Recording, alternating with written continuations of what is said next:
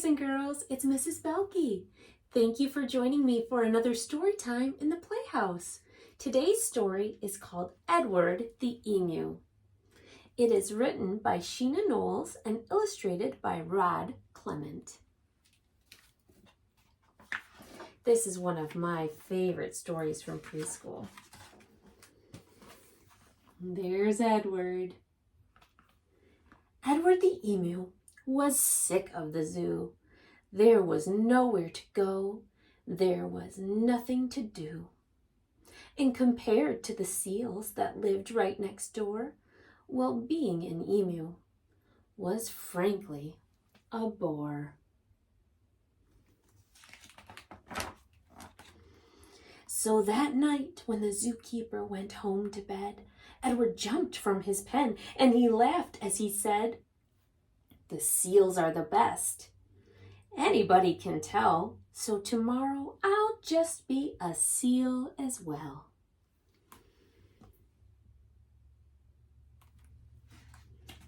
He's sneaking out, isn't he?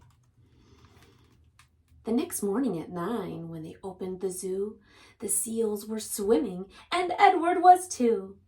He dived in the water and basked in the sun, and he balanced a ball on his beak just for fun.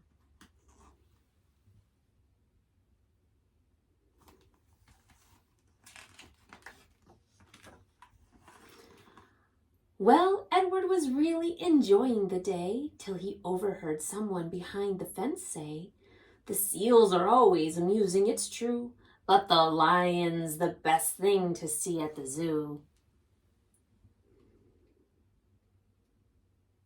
Is Edward really a seal, or is he pretending to be a seal? So that night, when the zookeeper went home to bed, Edward jumped from the pool. And he smiled as he said, "The lion's the best anybody can tell, so tomorrow I'll just be a lion as well." Oh, there he goes.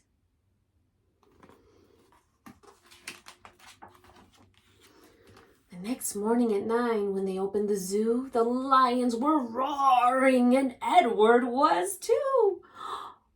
He snarled at the ladies and growled at the men. Life was certainly grand for a lion in his den. Did Edward really turn into a lion?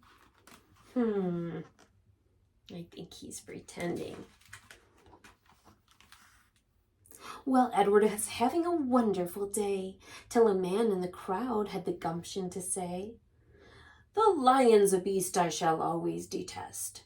The snakes are the things that I like to see best."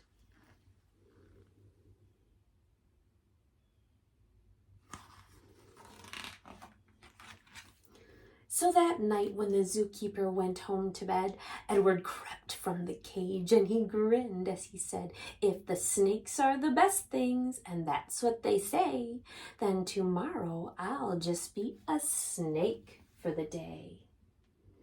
There he goes again.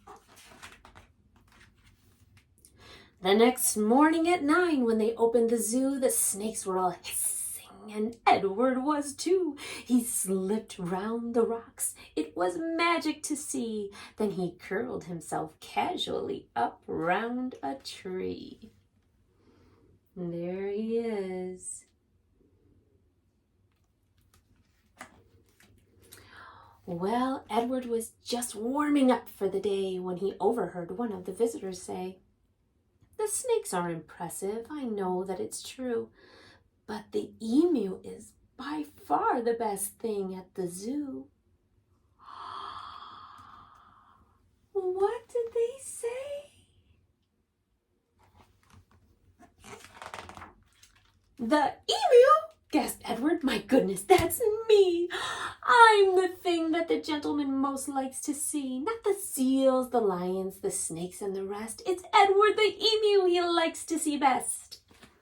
Oh, look how happy and excited he is. So that night when the zookeeper went home to bed, Edward slipped from the cage and he laughed as he said, "If the emu's the best, then that's easy then. Tomorrow I'm Edward the emu again."